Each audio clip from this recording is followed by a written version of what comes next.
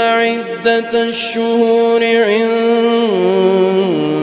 الله 12 شهرا في كتاب الله يوم خلق السماوات والأرض منها 4 حرم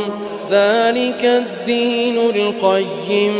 فلا تظلموا فيهن أنفسكم وقاتلوا المشركين كافة كما يقاتلونكم كافة واعلموا أن الله مع المتقين